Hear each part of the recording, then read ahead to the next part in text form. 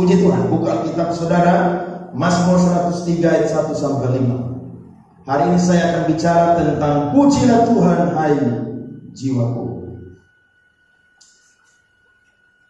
Mazmur 103 ayat yang pertama sampai ayatnya yang ke-5.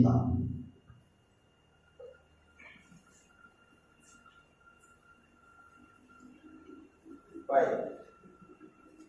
Puji Tuhan. Opa dan Oma lihat ke depan saja ya, biar lebih mudah. Oke, sudah dapat saudara ya? Siap. Kalau sudah dapat, saya mulai ayat 1, saudara ayat 2 sama-sama ayat 5. 2, 3. Pujilah Tuhan hai jiwaku, dari Daud. Pujilah Tuhan hai jiwaku, pujilah namanya yang kudus, hai segenap batinku. Ayat 2.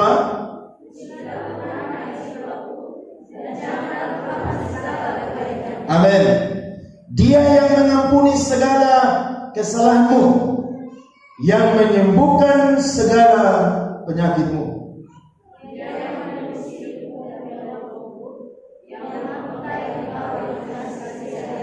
Sama-sama.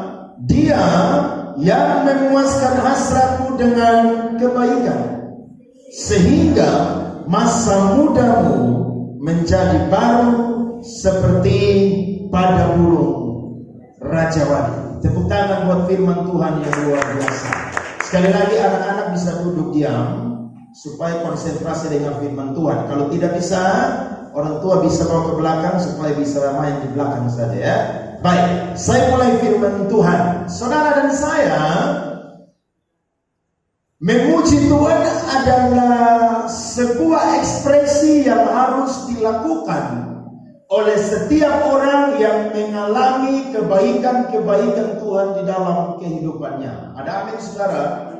Karena saya yakin ketika seseorang mendapatkan sebuah kado, sebuah pemberian yang indah dari seseorang, maka sikap yang harus dia lakukan adalah dia harus berterima kasih kepada Tuhan. Nah, dalam bahasa Ibrani saudara, kata pujilah Tuhan itu dipakai kata haleluya. Sekali lagi, dalam bahasa aslinya kata pujilah Tuhan itu menggunakan kata haleluya. Arti yang pertama adalah memuji Tuhan adalah sebuah tindakan yang dilakukan dengan ekspresi seperti orang gila. Seperti apa saudara? Orang gila. Orang gila itu waras atau tidak waras? Pernah lihat orang gila? Pernah. Atau ada yang pernah gila di sini? Nah, arti yang pertama dari pujilah Tuhan atau haleluya adalah bertindak memuji Tuhan dengan ekspresi seperti orang gila. Orang gila berarti orang yang dia punya otak saudara itu sedang koslet jam 7:05.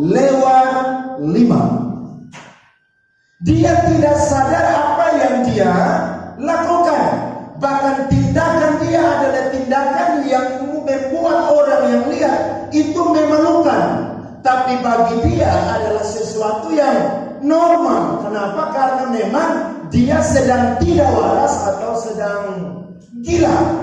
Nah, dalam Alkitab sendiri orang yang mengalami itu adalah Raja Daud. Ketika Raja Daud pulang berperang saudara, dia masuk ke kota saudara, dia memuji Tuhan seperti orang gila. Sehingga anak daripada Raja Saul saudara yang bernama Mikal bilang begini, Daud itu gila. Saudara pernah memuji Tuhan dan orang bilang saudara gila? Pernah? Dulu zaman Pentakosta karismatik berkembang di kota ini, itu ada banyak orang atau banyak golongan saudara yang berkata bahwa mereka adalah orang gila. Kenapa? Karena biasanya ibadah itu tidak pernah tepuk tangan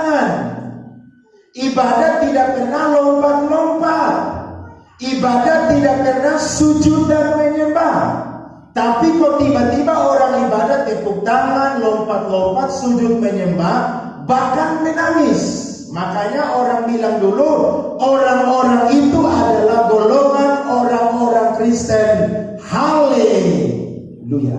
Betul saudara? Pernah alami atau tidak? Kalau saudara pernah alami berarti saudara tidak tahu. Karena ketika saudara ini Tuhan, saudara harus dibilang oleh orang lain saudara gila. Kalau saudara belum dibilang saudara orang gila, berarti saudara belum sungguh-sungguh memuji dan menyembah Tuhan. Ini sesuatu yang serius. Kenapa? Karena Daud bukan sekedar bicara, tapi Daud membuktikan bahwa ketika dia masuk ke kota, dia pulang berperang, saudara, dia memuji Tuhan dengan ekspresi sama seperti orang gila. Bahkan dia punya jubah kebanggaannya, dia buka, dia lempar, saudara, karena dia tahu bahwa Tuhan telah berbuat baik dengan dia. Tuhan menyertai dia dalam peperangan, sehingga dia bukan cuma mengalahkan beribu-ribu, tapi dia mengalahkan berlaksa-laksa. Orang yang memuji Tuhan dengan ekspresi seperti orang gila adalah hanya orang-orang yang sudah mengalami kebaikan Tuhan. Itu aja, simpel. Kalau saudara tidak mengalami kebaikan Tuhan, saudara datang ke gereja seperti orang stroke. Saudara masih sehat, masih kuat, masih muda, tapi saudara memuji Tuhan begini, sakit. Loh, ini sesuatu yang normal, saudara. Karena bertindak seperti orang gila adalah perkataan dari firman Tuhan. Saya pernah cerita di sini kan, waktu saya belum jadi pendeta masih di Jakarta, saya paling di satu gereja. Itu gereja mayoritas orang Tionghoa semua, 99,9,9%. Di sana saudara lagi ibadah, orang tua lagi memuji Tuhan, lagi angkat tangan. Tapi saya lihat ini anak-anak muda semua ini mereka tepuk tangan begini. Menurut saya mungkin mereka kecapean. Menurut saya mungkin mereka sakit. Akhirnya saya biasa-biasa saja. Tapi bulan depan saya pelayanan di sana, kejadian yang sama. Maka saya bingung, ini apa yang terjadi dengan ini anak-anak? Kita main musik, saudara, mungkin saya tekan terus, kalau saya buat patah itu terus. Kenapa? Karena ekspresi main begini. Saya pun temanya main drum, tutak. Ya main pokoknya saudara main ini habis. Sementara orang-orang tua yang sudah tua seperti saudara ada begini, tepuk tangan. Mereka anak-anak muda tepuk tangan begini. Saya tidak puas. Habis ibadah, gereja biasanya menyediakan makan siang. Kami makan, lanjut ibadah kedua. Kemudian saudara, saya dengar musik truk-trak. Loh, ini musik di mana? Ternyata bunyi dari basement atau lantai parkiran gereja. Karena gerejanya 3 lantai. Saya pilih saudara, dong ada dance Korea di sana. Saya ambil kesimpulan, mereka datang ke gereja cuma store muka dan kasih mereka punya tubuh untuk kelihatan sama pendeta dan orang lain. Tapi sementara mereka memuji Tuhan, mereka memuji Tuhan hanya sekedar memuji Tuhan. Ada amin saudara? Saudara perhatikan, ketika saudara datang ke Tuhan, saudara tidak perlu pusing dengan orang lain. Karena yang berurusan dengan saudara adalah Tuhan, bukan orang lain. Saya khotbah keliling persekutuan doa gemit, saudara. Saya mau bilang hari-hari ini orang gemit persekutuan doa, dong memuji Tuhan lebih gila dari orang Pentakosta dan orang karismatik. Lebih gila. Kenapa?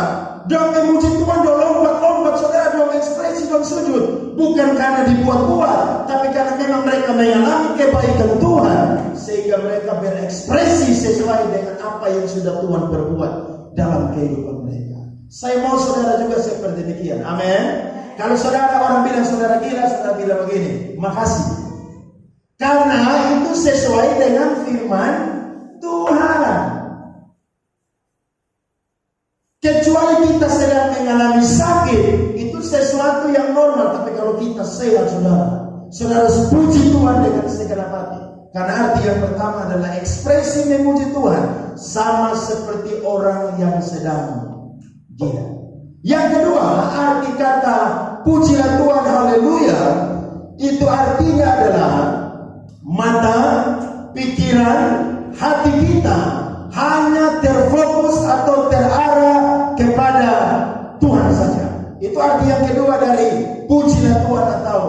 Haleluya. Berarti ketika saudara datang ke gereja, saudara memuji Tuhan, saudara tidak pusing dengan orang yang ada di kiri, ada di kanan saudara. Mungkin saudara sedang memuji Tuhan, dia sedang main handphone. Itu dia belum mengerti tentang arti pujilah Tuhan. Ketika saudara datang ke gereja, ekspresilah itu kepada Tuhan. Karena arti daripada pujilah Tuhan atau haleluya adalah saudara angkat hati saudara, saudara punya pandangan kepada Tuhan, bahkan saudara punya pikiran hati semuanya tertuju hanya kepada Tuhan. Kalau saudara tidak lakukan itu, saudara tidak akan pernah mengalami lawatan Tuhan ketika saudara beribadah. Ada amin saudara? Saudara datang biasa, pulang biasa. Kenapa? Karena saudara datang sama. Saudara memuji Tuhan malu-malu, angkat tangan malu-malu, saudara sujud menyembah malu-malu. Padahal Daud berkata, pujilah Tuhan, hai jiwaku. Pujilah namanya yang kudus, hai segenap batinku. Bahkan pujilah Tuhan, hai jiwaku. Sama-sama bilang, dan janganlah lupakan segala kebaikan. Berapa banyak kebaikan Tuhan dalam kehidupan saudara dan saya? Saya bilang kemarin khotbah hari Jumat Natal, kalau saudara hidup 70 tahun, maka saudara harus bayar Tuhan 16,7 triliun. Bisa bayar Tuhan? Bisa. Jangankan triliun. Masa kita nggak punya uang?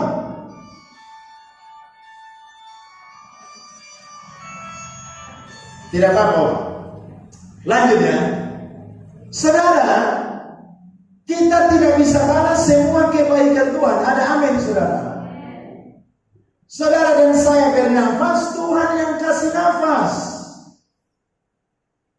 Saudara masih punya mata, masih punya tangan, masih sehat, masih punya kaki, masih bisa beraktivitas, bekerja. Itu semua adalah pemberian Tuhan. Kenapa saudara memuji Tuhan? Dengan ekspresi seperti orang gila, dan juga mata hati saudara pikiran tertuju kepada Tuhan. Karena saudara tahu bahwa Tuhan telah melakukan kebaikan-kebaikan di dalam kehidupan saudara dan saya. Apa itu kebaikan?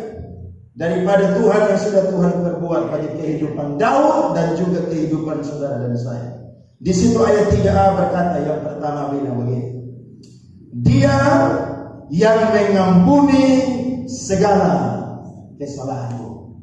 Tidak ada seorang pun yang bisa mengampuni dosa manusia. Hanya satu pribadi yang bisa mengampuni. Namanya adalah Yesus Kristus. Lewat peristiwa Natal, Yesus datang ke dunia, mengosongkan dirinya, merendahkan dirinya, bahkan dia taat sampai mati. Karena dia tahu bahwa manusia tidak bisa diselamatkan oleh siapapun juga selain oleh Dia yang datang dari surga dan yang akan naik ke dalam surga. Saudara, bersyukur bahwa hari ini kita adalah orang yang tidak binasa ketika kita meninggal, tapi ketika kita binasa ada surga yang Tuhan sudah sediakan bagi kita. Surga itu lebih mahal daripada segala-galanya. Lebih mahal daripada saudara punya kebanggaan, saudara punya rumah, saudara punya harta. Itu tidak ada bandingannya dengan surga.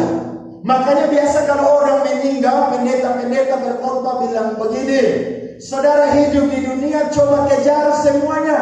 Tapi ingat, ketika meninggal tidak selesai. Karena kita semua harus menghadap takhta pengadilan Tuhan. Orang yang berbuat baik akan dapat upah masuk surga. Orang yang tidak berbuat baik akan dapat upah masuk neraka. Tempat cuma dua, neraka dan surga. Tidak ada kaki sebelah di surga, kaki sebelah di neraka. Tidak ada. Harus pilih salah satu. Itu sebabnya saudara dan saya harus bersyukur kepada Tuhan. Karena Tuhan begitu baik dalam kehidupan kita. Sehingga Dia mau mati bagi saudara dan saya. Pak Niko tulis lagu bilang begini, siapakah aku ini Tuhan, jadi biji matamu, dengan apa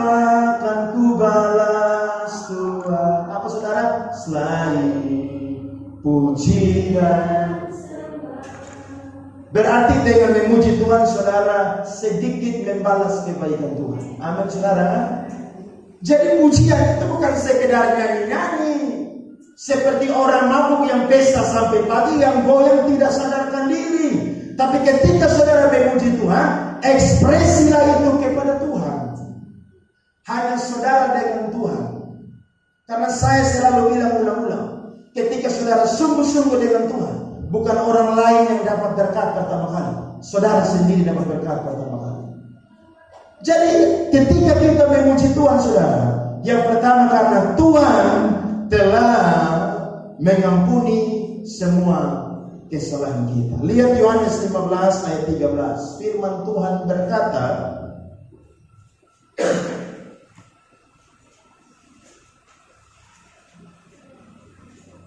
Yohanes 15 ayat 13. Tidak ada kasih yang lebih besar daripada kasih seorang yang memberikan nyawanya untuk sahabatnya. Bayangkan, Tuhan bilang kita ini dia punya sahabat. Sederhana sekali. Kita ini bukan budak lagi, tapi kita adalah sahabat. Sahabat adalah orang yang tahu segala rahasia daripada sahabatnya. Baik buruknya dia yang tahu. Yesus kasih kita gelar adalah sahabat Allah. Siapakah orang yang menjadi sahabat Allah dalam Alkitab? Salah satunya adalah Abraham. Saudara, pujilah Tuhan dengan segenap hatimu. Jangan malu-malu, tapi saudara puji Tuhan karena yang pertama, Tuhan yang mengampuni semua kesalahan kita. Ada amin? Saudara coba pulang, masuk kamar, saudara coba kunci pintu, saudara saat teduh dengan Tuhan. Kira-kira saudara baca firman Tuhan dan saudara renungkan kebaikan Tuhan, saudara bisa balaskan kebaikan Tuhan. Saya yakin dengan emas, perak, permata, harta, uang apapun tidak akan pernah bisa.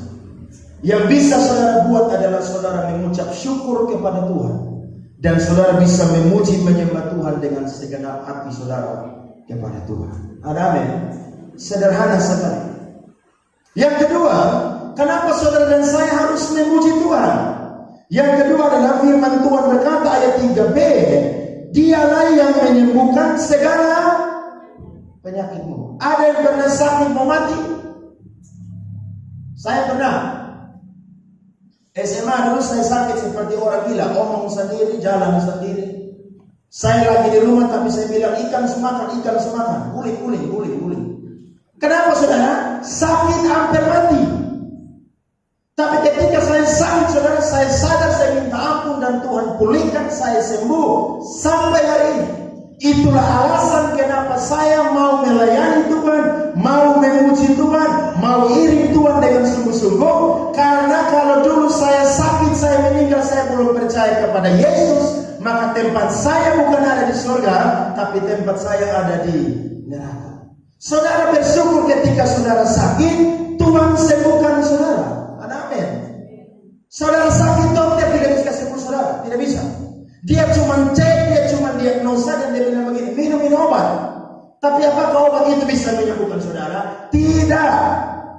Kenapa? Karena yang bisa menyembuhkan adalah nama Yesus Kristus. Saudara ambil obat, saudara doa, Tuhan saya dapat obat dari dokter, Tuhan jamah ini obat, ketika saya minum saya sembuh. Tuhan mampu melakukan sesuatu yang mustahil bagi manusia menjadi tidak mustahil bagi Tuhan. Kalau kita usia 70 tahun, mungkin saudara sakit berulang kali. Bukan 1-2 kali, masuk rumah sakit. Saudara pusing bayar rumah sakit, bayar BPJS dan lain sebagainya. Tapi karena Tuhan sayang saudara, Tuhan sembuhkan saudara dan saya dari sakit penyakit. Tidak mungkin orang ada di bang di bateria, Bang BCA tolong saya. Pernah ada begitu di bang? Bang BRI tolong saya, Bang BRI tolong saya, Bang NTT tolong saya. Pernah orang di rumah sakit teriak demikian kalau sakit? Tidak, yang dia teriak, Yesus tolong saya. Betul? Sederhana. Berarti kalau saudara memuji Tuhan, alasan yang kedua adalah karena Tuhan pernah menyembuhkan saudara dari penyakit yang mematikan saudara. Kalau saudara masih sehat ini hari itu semua karena apa? Karena Tuhan. Coba, tiba-tiba kita semua ya, buruk-buruk, ada yang kena positif corona. Kira-kira kemana? Saya yakin saudara yang datang gereja yang tepuk tangan begini, saudara kayak orang gila. Kenapa? Karena corona. Saudara tidak main-main lagi. Saudara lagi karantina di rumah sakit. Saudara bilang saudara punya keluarga, tolong bawa kasih saya Alkitab. Saudara tidak pernah baca Alkitab, saudara minta Alkitab. Don't datang bawa Alkitab, bawa yang kecil. Saudara bilang, bawa yang paling besar. Yang ukuran mimbar di sini, beta membaca itu Alkitab. Kenapa saudara? Karena semua mati. Sampai sini sudah mati. Semua kita takut mati. Kenapa? Bukan karena kita takut masuk neraka, tapi kita masih ingin melihat dunia ini. Betul saudara? Makanya ketika kita sakit, Tuhan saja yang bisa menyembuhkan kita. Mau sakit demam, mau sakit pilek, sakit batuk, sakit stroke, lambung, semuanya. Saya yakin ketika saudara percaya kepada Tuhan, maka Tuhan akan menyembuhkan saudara dan saya. Dan ketika kita sembuh, maka ekspresinya adalah saudara harus apa? Memuji Tuhan. Kalau saudara iring Tuhan hanya lihat orang lain mengalami Tuhan, saudara jadi orang Kristen yang rugi. Iring Tuhan harus mengalami perbuatan-perbuatan Tuhan. Saya yakin dari bulan Januari sampai hari ini tanggal 6, saudara pernah ditolong Tuhan. Minimal berapa kali? 1 kali. Betul saudara? 1 kali. Tuhan pernah jamah saudara, sembuhkan saudara dengan penyakit yang berat. Dan hari ini buktinya saudara bisa datang ke gereja. Tuhan mau saudara harus memuji Tuhan seperti orang yang apa saudara? Gila. Gila di sini bukan artinya tidak tertib. Saudara tertib. Tapi saudara tidak malu-malu dengan orang yang ada di sekeliling saudara. Karena saudara berekspresi sesuai dengan perbuatan-perbuatan Tuhan yang luar biasa. Amin. Kemudian harus memuji menyembah Tuhan dengan segenap hati pikiran yang terarah kepada siapa? Tuhan. Alasan yang ketiga kita memuji Tuhan, firman Tuhan bilang di sana ayat 4a. Dia yang menebus hidupmu dari apa saudara? Lubang kubur. Daud tulis begini saudara, karena dia hampir mati. Saudara sudah tahu, ketika sebelum dia jadi raja saudara, dia dikejar-kejar oleh satu orang namanya Saul. Kalau bukan Tuhan yang tolong dia sudah mati. Tapi karena Tuhan yang tolong dia, sehingga dia tidak mati tapi dia hidup. Bahkan dia diangkat menjadi raja nomor 2 di Israel. Dan ketika dia memimpin Israel, kerajaan Israel ada dalam kemakmuran yang luar biasa. Saudara, bersyukur kepada Tuhan. Pujilah Tuhan. Kenapa? Karena dia yang pernah menebus kita dari kebinasaan. Kemarin Rini kena tabrak di Selang. Saya ketemu supir, saya cuma lihat dia, saya bilang, kenapa kamu tabrak? Kalau saya belum jadi pendeta dulu, saya sepopak dia waktu itu. Dia sampai dia pingsan di situ. Ada mantas yang banyak di situ. Dia bilang, kakak beta lapar. Oh, kalau lapar berarti rem dia pikir kasih dia injak. Terus saya tanya, lu sudah tabrak berapa kali? 1 kali. Oke, kalau begitu kita pergi gudang selesai. Sederhana saja. Tapi saya ingat, coba kalau Tuhan tidak tolong ini, pas dia masuk itu lubang di Selang. Tapi karena Tuhan yang tolong. Kira-kira ketika saudara mengalami itu, waktu saudara bangun, saudara bilang apa dengan Tuhan? Tuhan terima kasih. Atau saudara bilang, Tuhan kau sembah saya. Pasti saudara bilang, Tuhan terima kasih. Kenapa? Untung saudara cuma celaka jatuh sedikit saja, jadi tidak apa-apa. Bayangkan kalau masuk gol saudara mandi air gol, saudara luka parah, saudara tidak bisa kerja, harus berminggu-minggu istirahat di rumah dan tidak bisa beraktivitas. Kira-kira itu baik atau tidak?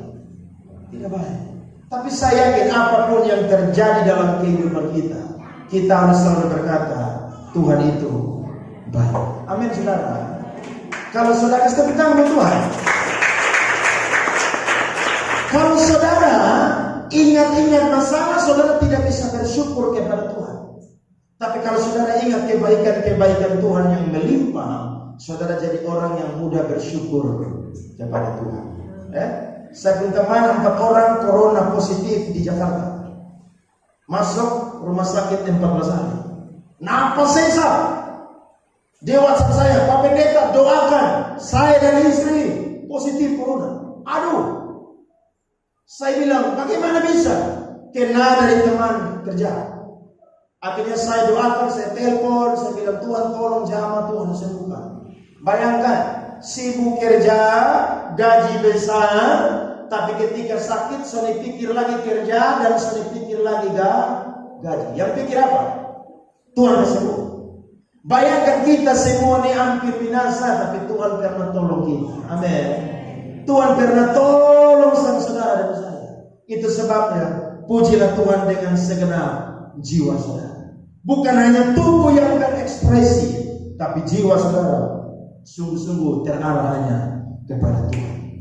Mazmur 100 pasalnya yang ketiga ayat 8 sampai 14. Coba saudara lihat firman Tuhan.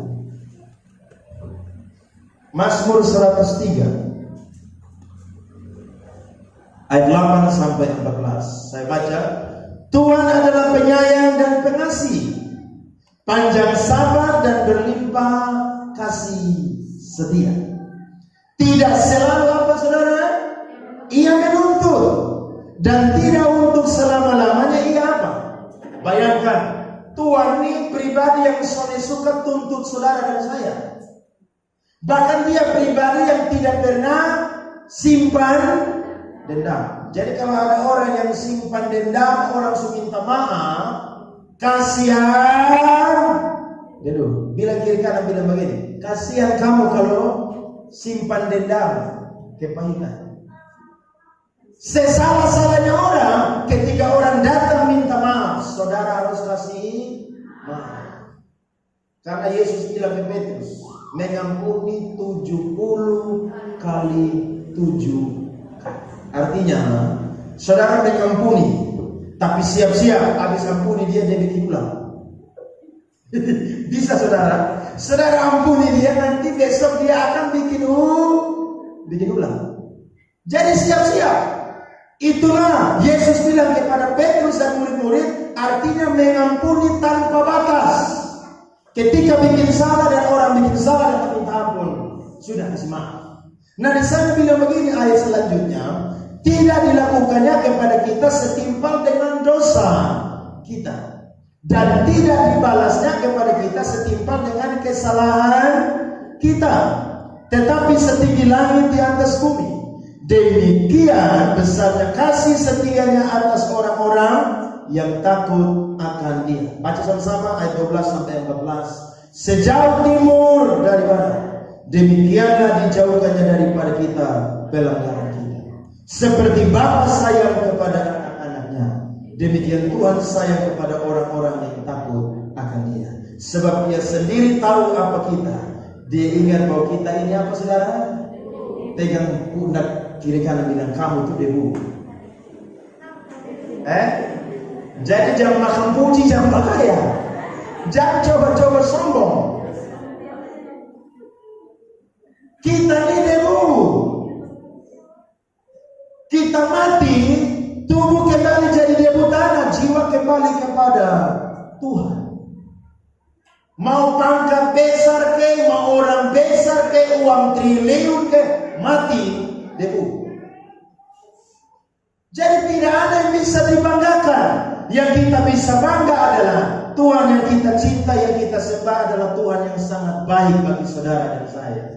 Dia tidak melakukan setimpal dengan kesalahan kita, tapi seperti Bapa sayang kepada anak-anaknya, demikianlah Tuhan sayang kepada kita.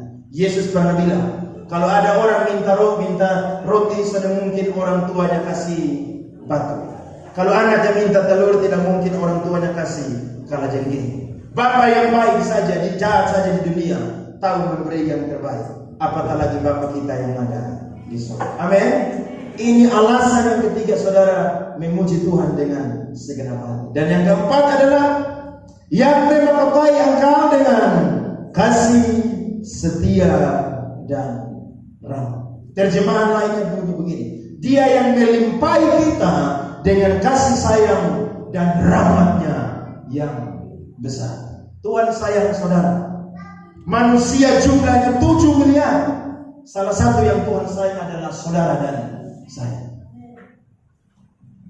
Tuhan lihat saudara lahir di kota Kupang, Nusa Tenggara Timur, dari suku Sabu, Rote, dan lain sebagainya. Mungkin saudara bilang saya ini tidak sebanding dengan orang-orang lain yang ada di sana. Tapi saya berkata, Tuhan sayang saudara dan saya. Bukti Tuhan sayang kepada saudara dan saya, kita bisa menikmati pengampunan dosa, kita bisa disembuhkan oleh Tuhan, kita bisa ditebus dari lubang kubur. Bahkan yang keempat, Dia memahkotai kita dengan kasih setia dan rahmatnya yang besar. Saudara tidak setia, tapi sifat Tuhan adalah setia. Makanya Tuhan itu sabar dengan kita. Coba Tuhan tidak sabar dengan kita. Tiap hari Tuhan kisah saudara punya telinga, Tuhan jewer saudara punya telinga, Tuhan kasih saudara cilaka. Kenapa? Kita ini banyak tidak setia. Banyak. Mau dari pendeta, mau dari majelis, mau dari jemaat, banyak kita yang tiap hari bikin dosa dan kesalahan. Tapi Tuhan punya sifat yang tidak pernah berubah adalah setia. Itu sebabnya rasakan kebaikan Tuhan, kasih sayang Tuhan, dan setia kepada Tuhan. Dan ayat yang kelima bilang begini: Dia yang memuaskan hasratmu dengan kebaikan, sehingga masa mudamu menjadi baru seperti pada burung rajawan. Tuhan yang memuaskan semua kerinduan kita. Tuhan yang memuaskan semua pengharapan kita. Manusia tolong saudara terbatas, tapi Tuhan tidak pernah terbatas menolong saudara dan saya. Saudara minta tolong kepada manusia, hari ini dia tolong saudara. Besok saudara minta tolong, dia tolong saudara. Tapi yang ketiga kali saudara minta tolong, dia bilang begini: tidak ada orang lain yang saudara bisa minta tolong, hanya minta tolong kepada saya ketika kamu susah. Manusia bisa berkata begitu, tapi kalau Tuhan, saudara datang kapan saja Tuhan dengar saudara berdoa.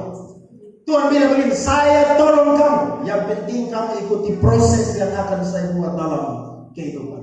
Firman Tuhan berkata, Dia yang membuat masa muda kita menjadi baru seperti burung apa?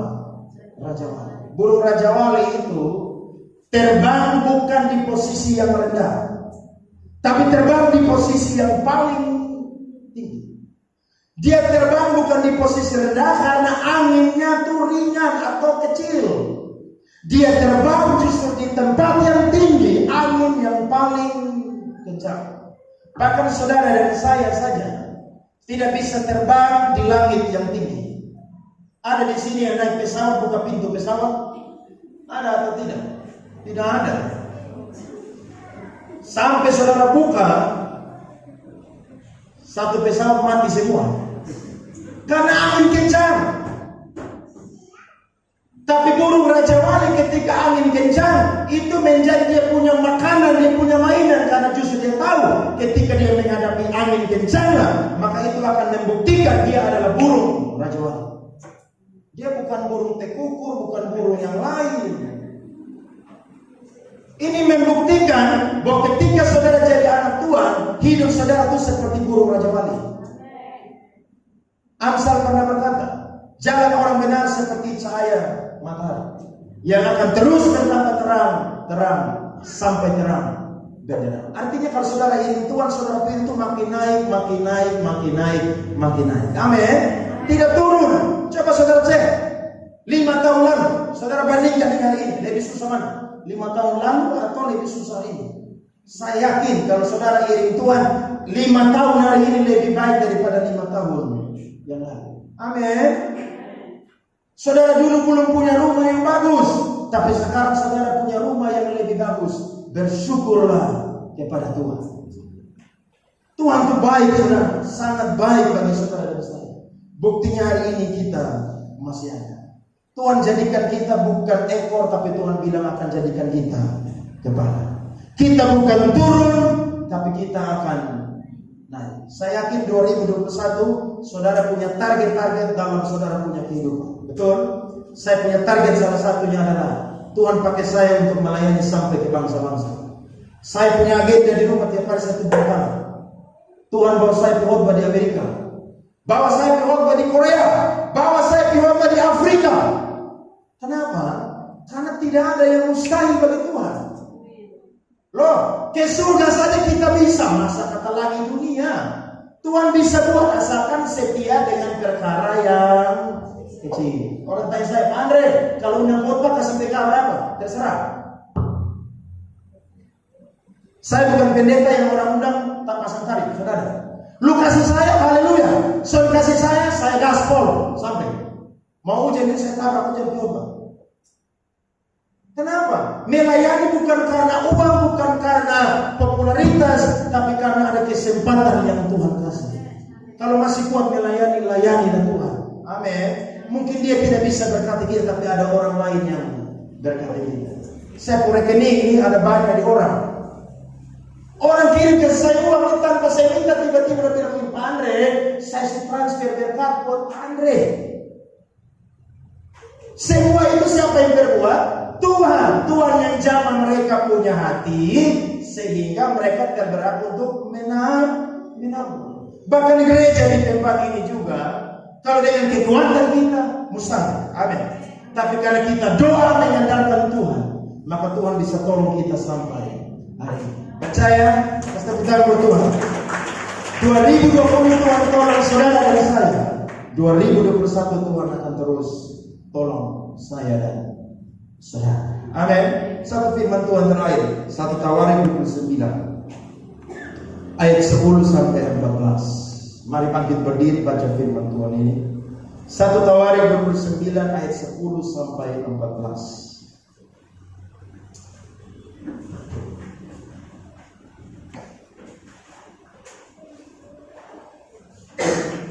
Sudah dapat? 1 Tawarik 29 ayat 10 sampai 14.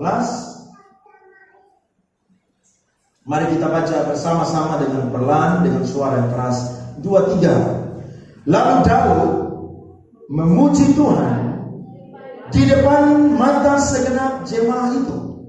Berkatalah Daud, lihat baik-baik, haleluya, atau terpujilah Engkau ya Tuhan, Allahnya Bapa kami Israel, dari selama-lamanya sampai selama-lamanya. Ya Tuhan, punya mula kebesaran dan kejayaan, kehormatan, kemasyuran dan keagungan. Ya, segala-galanya yang ada di langit dan di bumi.